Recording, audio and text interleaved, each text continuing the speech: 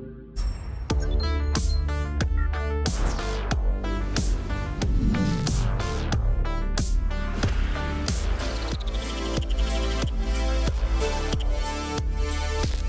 I'm Simon Mayo, and welcome to Kermode and Mayo's home entertainment service. Over the next 6 weeks, we'll be bringing you a guide to the best and worst in premium streaming television and movies. It's a baffling but wonderful world, and we're here to do our best to take you gently by the hand and lead you through it. I'm in London, and Mark Kermode is in Narnia. Mark, this is exciting, I think. Yeah, I feel like I'm being dragged kicking and screaming into the 21st century. Yes, well, that's a very interesting thing because regular listeners to our award-winning radio show and podcast will know that for many years you didn't watch television. You didn't even have a television. So what's changed? Well, for one thing, I mean, everybody's spending an awful lot of time at home at the moment because of what's going on. And so we've been watching all the films that we would generally watch in the cinema at home on television. So for me, the divide between watching a film and a television program is pretty much evaporated. Also, as everybody knows, most directors, writers, producers are now working across television and film. So I think we have finally got to the point that even somebody like me has got to say, okay, film and television are now pretty much on an equal footing. Here's what's on the show tonight. We'll be speaking to Lenny Abrahamson, the director of films like Frank and Room, who is now one of the directors of the series that everyone's talking about, Normal People, based on the novel by Sally Rooney. We'll be reviewing Never, Rarely, Sometimes, Always, an intimate portrayal of two teenage girls in rural Pennsylvania. And we'll be looking at a movie classic, Terry Gilliam's 12 Monkeys, which is currently available on BBC iPlayer. Plus, we'll be hearing from you, your recommendations, with sofa correspondence. And I'll be revisiting the first television series I ever fell in love with. But first, The Eddy is a new series on Netflix written by Jack Thorne. The series has some high-profile directors, including Oscar winner Damien Chazelle, who, of course, directed Whiplash. Hey, bonsoir. On est fermé. Hey. I'm here for money. What's wrong with you? So here it comes. Mark's first ever streaming TV review. Mark, what's it about? What did you think? Well, it's a series of intertwining stories with a number of characters, all kind of centering around the club, the Eddy, which is a struggling jazz club in Paris. What's really interesting is that the whole narrative revolves around a jazz club and a jazz band and jazz music. And sometimes jazz music can sound like everyone in a room talking across each other, and then suddenly it can come together in a melody that you recognize. And I think that that's one of the things that the Eddy captures really beautifully. At the beginning, you get a whole bunch of, differing strands and themes, and occasionally they're kind of crisscrossing and not really gelling, and then suddenly they will come together in a manner that makes you understand where we're telling the story. There's one particular scene in which there's a discussion about the way in which a piece is being played, to play it faster, to play it slower, to change the tone. We take it from the top? Okay. Jude, you dragging, brother. You got to tighten up. Nothing about that struck me as artificial. And there's a certain throwback there to the central character from Whiplash in the kind of not quite my tempo, play it faster, do it this way, do it that way. 5, 6, 7. Not quite my tempo. It's all good. No worries. Here we go. But actually, none of that felt like, we're stepping left to have this musical diversion. What it felt like was in that scene, you're seeing the characters develop and you're seeing the characters' relationship to each other being expressed through the way they are or aren't playing that tune. And they all look like they're playing. So that's The Eddy, and all 8 episodes are available now on Netflix. Now, it's all very well having Mark cast his eye across streaming series and box sets for the first time, but we want your voice on the show too, our very own sofa correspondents. Now, Mark, what kind of stuff are we after here? Well, we want to know about what you've been watching. Maybe it's something we've been talking about in the program. Maybe it's an old series that you're revisiting or watching for the first time. Here's what we want. We want short reviews. Make sure they're lit well enough that we can see you. And very important, make sure your camera is turned on the side. So first up in our sofa correspondence, we have Sally in Edinburgh and Theo in Bromley. I feel like a lot of us recently, I've been watching the new show, Normal People. You're acting like you've never been kissed before. I haven't. I never read the book, to be fair, but I just think it's really beautiful and really tender, and I think Lenny Abrahamson does such a beautiful job in directing it, and I think the two leads are just extraordinary performances. I sat down yesterday evening intending to watch one episode of Normal People and ended up watching all 12 in one sitting. Although not dripping in plot, Normal People grips you with its exceptionally natural and truthful portrayal of the challenges of young love and finding your place in the world. 2 enthusiastic thumbs up from me. Mark, what did you make of it? Well, I had exactly the same experience as that last sofa correspondent. I had sat down to watch 2 episodes, and actually I just carried on 3, 4, most importantly, because I wanted to see the characters develop. I wanted to know what happened to them. And although I hadn't read the book, I knew that her life was going to change, and I didn't want to leave until it had. Next up, we have Ben, who's been watching Gangs of London. So Gangs of London is like Game of Thrones, but with guns. I'm not interested in peace. The action is insane, the choreography is amazing. It's also incredibly, incredibly gory. Episode 5 is absolutely one of the best episodes I've seen this year. It's like one of Game of Thrones' battle episodes. It is that good. But unfortunately, it does go off the rails after episode 5 somewhat, and it kind of loses the plot, unfortunately. I'm intrigued by that. I haven't seen it, but I think I might watch it up until episode 5. Ben sounded like a good guide, Mark. Well, I'm really looking forward to seeing it because, I mean, it's created by Gareth Evans, who directed The Raid, which I know you love as much as I do, and he's directed a couple of episodes of this. So that's a recommendation enough for me. OK, next, Lee in Colchester. And my recommendation is Joe Pera Talks With You on All 4. I was going to ask you about minerals, Gene, but can I ask you something else first? Okay. Is your house for sale if someone else puts a for sale sign on your lawn? It's a show which looks on the surface like it's about things like rocks and breakfast, but dig deeper and at its heart it's one of the warmest, funniest, most beautifully filmed and performed shows on telly, and not enough people know about it, so you should watch it. Thing is, Mark, would you trust a man in a spotted shirt? I'm starting to get that slightly panicky feeling, which is why I always avoided television before, which is there is so much out there that can be recommended that I'm starting to worry about where to start. Actually, what I really like now is sofa correspondents that say, I hated this program, don't bother with it. It just makes your life easier. Yeah, we'll take those views too. Next, Ben in South London. My recommendation is on Netflix. It's the documentary Apollo 11. The whole Apollo program was designed to get 2 Americans to the lunar surface and back again to Earth safely. The enormity of this event is something that only history will be able to judge.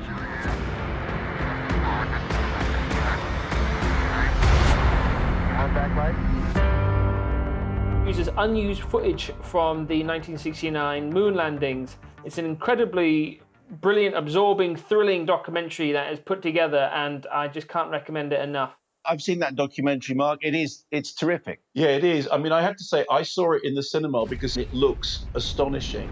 The best thing about that documentary is the way it really makes those historic events seem fantastically present and contemporary. Also, a brilliant soundtrack, brilliant score, and a brilliant use of the marriage of sound and vision. It's a really great piece of work. The mission of Apollo 11, a journey certainly for the history books, a beginning of man's greatest adventure. Thanks to all our sofa correspondents for this week. We would love to hear from you. If you have a review to share, head to the address that's on screen right now. So, Mark, as everyone knows, every cinema is shut, and the whole movie industry has had to adapt pretty quickly. It has, and you know, there's been a big move towards streaming, and in fact, everyone said for a long time that the industry is going that way. But I think the thing that's really important to remember is this: there is still a huge appetite for going to the cinema, and I still believe firmly that the natural future is simultaneous releasing in cinemas and on streaming services. Okay, well, our first film is directed by Eliza Hittman and is set in rural Pennsylvania. At the Sundance Film Festival, it won a special jury prize for neorealism. I'm not sure that's going to help it very sometimes, always. And even though that was just a brief clip, Mark, you get a sense of 2 powerful performances and the space that the actors have been allowed. Watching it, I think about the Dardenne brothers. It's a story of 2 cousins with a really, really important, down-to-earth subject. But the filmmaker, Eliza Hittman, who made Beach Rats, which I loved, said, look, I'm not making a documentary. I want to get those details right. But in the end, for me, it's about the relationship between those two characters. And I think the genius of it is that it deals with a really difficult subject matter in a way which is sensitive and intelligent and informed. That looks like a positive. But the thing that makes the film work is that you watch these two characters learning about each other. And crucially, it's not through what they say to each other, it's through what they don't say to each other. Worth pointing out that that title, Never, Rarely, Sometimes, Always, refers to a series of questions that our central character is asked in the clinic that she attends. And it's not the answers that she gives that tell us everything. It's the answers that she doesn't give. This is a perfect example of show don't tell filmmaking. I thought it was just wonderful. Buy now through various digital retailers. Okay, next we're going to speak to the great Lenny Abrahamson. Mark, get us up to speed. Why do we love Lenny? Well, he's made several movies that we love. Adam and Paul, which for me was like a modern-day Beckett. Frank, for which, weirdly enough, I have a framed green vinyl soundtrack album right here. And, of course, Room, which was just a hugely successful adaptation of a really, really complicated novel. Jack, there wasn't a dog. He was trying to trick me, okay? There wasn't a dog. Old Nick stole me. I want a different story. No, this is the story that you get. Okay, so let's talk to Lenny Abrahamson. You must be thrilled by the reaction to Normal People. Thanks for joining us. This is an odd and unusual way to see you guys again. Are we in your bathroom or something? How dare you? No, you're in my study. It should be book lined, but unfortunately that's the other wall. Well, congratulations on Normal People. Everyone is getting very excited about it. Can you just introduce us to precisely who these normal people are? The two normal people at in the center of the story are Connell and Marianne, who are in the final year of school, about to do the equivalent of their A-levels in a small West of Ireland town in Sligo. And the story follows their on-again, off-again love affair through their time in school and then college. The relationship is complicated by the fact that Marianne is considered sort of not quite acceptable in the school group. Principal's office. Yeah, I might go there. Or I might just head home. Within which Connell is sort of a central and loved character. And also Connell's mum is the cleaner in Marianne's house. So you've done adaptations before, you know exactly what's expected, but this book is a juggernaut. It was so huge. What was it about this which made it so irresistible for you? Sally writes with kind of an extraordinary clarity and simplicity and directness, and at the same time, somehow you get to a great depth in your encounter with the characters. And I felt both the intimacy of her prose and the intimacy of the relationship. And it to me felt like a sort of hopeful novel about that generation and about the capacity of people to experience, just like every generation has, the kind of transformative power of those early love affairs. Lenny, can you tell us something about the music? Because music's always been really, really important to you. You've worked several times with Stephen Rennicks, and actually the music in the series is a really big part of the storytelling. Can you tell us something about that?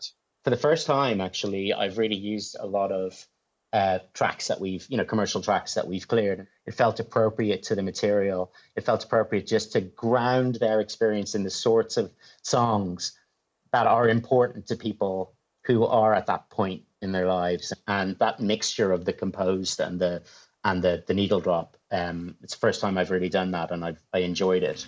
Your life's a dandelion world. Every color swirl. Tell us what you're watching at the moment. What would your recommendation be? I've been watching things that I've intended to watch but haven't had a chance to. So great French director Clouzot, watching his films on Mubi, and also the Brazilian director of Neighborhood Sounds and a couple of other great recent films. On TV, I've been watching reruns of Outnumbered with the kids so that they can laugh at the similarities of the flailing parents with their own flailing parents. Oh, give me the drill. No. Give me the drill. Give me the drill. Give me my drill. Drop it. Give me the drill.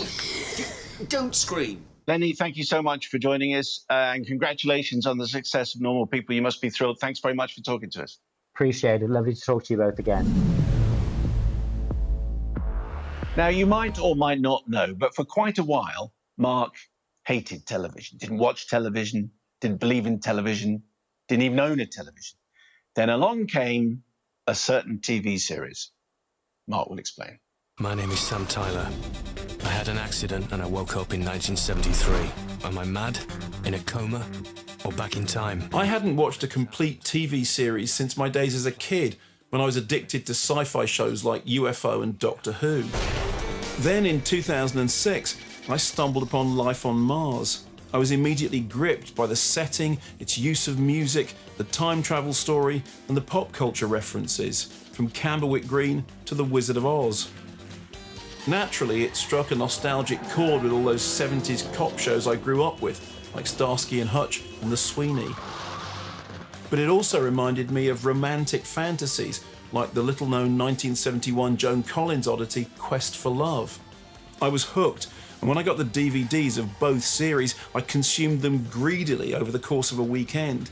My first experience of what's now a streaming staple, box set binging. The scene develops, Sam sees a huge billboard above him, eerily reminiscent of one of the key movies buried deep in the DNA of Life on Mars, Robert Zemeckis' Back to the Future. Look at how similar the posters are. The typography and colours are almost identical. Marty and Sam are both astonished by what they see, first proof that they've seemingly travelled back in time.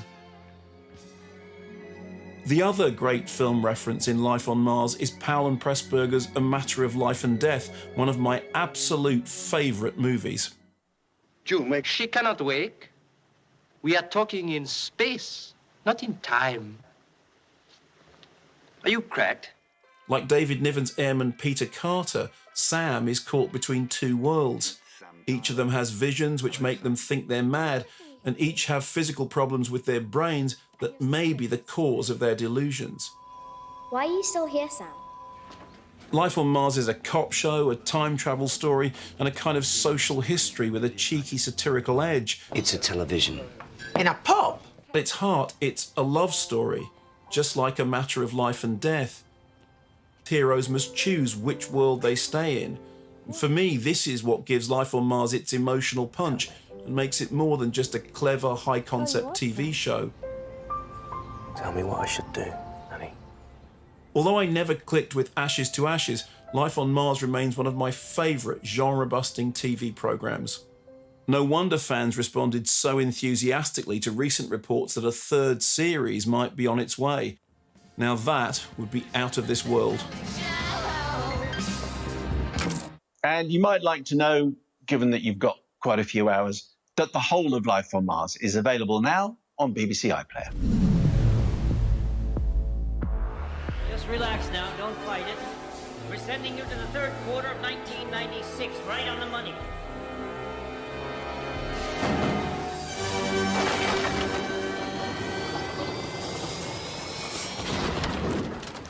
And now for our classic movie. We go back to 1995. The movie is 12 Monkeys. Mark, you've always loved this. I have. The interesting thing at the moment, however, is it's on BBC iPlayer. I've watched it several times. I mean, I've always talked about it in the past about being a film about time travel. It's based on Chris Marker's La Jetée, and it's basically a story about time circling round on itself. There's a central sequence in which Bruce Willis's character goes to the cinema and watches Vertigo and says, "I've seen this before." So it's about premonition. It's a story about somebody seeing their own death. But you watch it again now, and actually one of the key themes of it is that his character is sent back in time, back to the 90s, because there's been an outbreak of a virus which has wiped out, a whole section of humanity. And he's been sent back to find the source, the cause of that virus. And it's just really interesting how films change with the time that you watch them. And watching 12 Monkeys at the moment, that's the theme that really jumps out, the viral theme, more than the time-travelling element. Yeah. 3 observations, I think. 1, never trust Christopher Plummer if he's in charge of a lab. It's a bit of a spoiler. 2, Bruce Willis is fantastic. And 3, Brad Pitt's performance. To me, that was not good. I don't know whether it's just aged badly, but it was very mannered. It was all, I don't know, it was just all over the place. He's trying to get doctors to wash their hands. What is this guy? Crazy? Huh? Teeny tiny invisible. What do you call germs? Huh? What? Funnily enough, I agreed with you back at the time. I always thought that Brad Pitt's performance was weirdly over the top and gurning. Actually, the best performance in the movie is Gilliam, the director. I mean, there is a fabulous documentary about the making of 12 Monkeys called The Hamster Factor. And it's so cool because there's this one shot in which Bruce Willis, I think, is almost completely naked. There's all this huge machinery behind him. And they had to keep doing it and keep doing it and keep doing it because right down in the corner of the frame, there is a hamster in a wheel. And Gilliam's eye was always on whether the hamster was actually running round in the wheel. And the hamster factor became a kind of a shorthand for Gilliam's fanatical attention to detail. And I think that his performance as the director is actually the best performance, but I completely agree with you about Brad Pitt. That's the one false note in that film for me. 12 Monkeys is available to watch right now on BBC iPlayer. Well, now, if you've seen any television at all over the last few years, chances are you'll have come across some work by our next guest. Skins, Shameless, This Is England, National Treasure, His Dark Materials, all the work of Jack Thorne, who joins us now. Hello, Jack. How are you? Very good. How are you? Well, I'm doing fine. And normally we would say, how are you? And it's a courtesy, of course. But you've been poorly. You've had the virus. Are you okay now? My whole family seemed to have had it one by one. We didn't do it all together. We just took it in turns like a relay race. So my wife's now a bit poorly, but we're getting there. We're glad to hear it. So now we have a new project which is opening on Netflix. It's called The Eddy. Tell us how you got involved. Tell us where this idea came from. So I was doing a writer's workshop in LA and my agent said, there's this young filmmaker I want you to meet. Please watch this film. It's really, really good. And he sent me a DVD to my hotel room and the DVD was of a film called Whiplash. My head was blown off and I was like, I'm desperate to do that meeting. Tell me where to go. Tell me what to say. So this is Damien Chazelle that you're talking about, and of course, so since then, as you, La La Land has been this huge success. So most people will be thinking, wow, Damien Chazelle is making a TV show. So he didn't need a lot of persuading then. He's been on board for a long time. I wasn't the one that persuaded him on board. He was persuaded on board before me by Alan Poole, a mega producer who made My So-Called Life, Tales of the City, 6 Feet Under, and they were all these ridiculously cool people, and I'm this ridiculous nerd. It's quite difficult to describe. Once people have seen it, they'll get it, because it's not a musical, but the music and the musicians are integral to the story.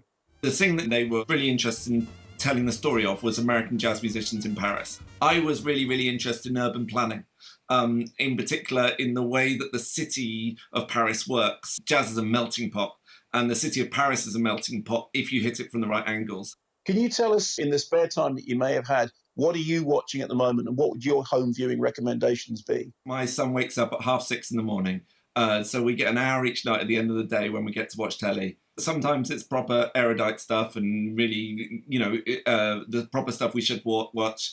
Other times it's through the keyhole. But, we're sort of keeping a mix going. Listen, Jack, it's fantastic that you can come on the show. Thank you very much. Stay healthy. I hope your recovery continues, you and your family, and thank you so much for talking to us today. Okay, now we're nearly out of time, but before we go, we just wanted to pick up on a few home entertainment tips because there's so much good stuff out there. Mark, you go first. Well, a couple of recommendations. 1917 is out on Blu-ray on Monday. Deliver this to Colonel Mackenzie. It is a direct order to call off tomorrow morning's attack. I think it's a really terrific film. It has fantastic camera work. It has a really, really surging, moving score. And, at the centre of it, you have George Mackay doing a performance which I think should have got much more awards recognition. It's on Blu-ray on Monday. If you're looking for something free to watch, why not go to BFI Player? They have a selection of archive films that are free to watch. And you can see Night Mail. The net is swung out from the train as it approaches the standard. The impact releases the spring clip and the pouches are swept into the train. Which is this film made by the GPO Film Unit in the 1930s, the words of W.H. Auden, the music of Benjamin Britten, the story of the train taking the mail up the country, and it is just wonderful. So 25 minutes long, you can really lose yourself in it. Night Mail is free to view at BFI Player. I'm going to go for The Mandalorian, which you need to get, Mark. This is on Disney+. We're shooting our way out! Okay. It's a Star Wars spin-off, but it's a kind of a Western, and it's got some Jack Reacher, Lee Child flavours in there, and bonus, Werner Herzog being the most Werner Herzog he has been in anything. Bounty hunting is a complicated profession. This being the case, proof of termination is also acceptable for a lower fee. The other thing is the morning show, which is on Apple, which is just fantastic. We are doing this my way. Reese Witherspoon, Steve Carell, Jennifer Aniston. It got terrible reviews when it started, and I cannot understand why. The soundtrack is great. It's a brilliant story, and I raced through the whole thing. Good morning. I'm bringing you some sad and upsetting news. And while I don't know the details of the allegations... She's throwing me under the bus. Mitch Kessler, my co-host and partner of 15 years, was fired today. You! Okay, that's it. Thank you very much indeed for watching. We'll be back next week with more reviews. And you can send your videos to us at the address below, where there are clear guidelines for your submissions.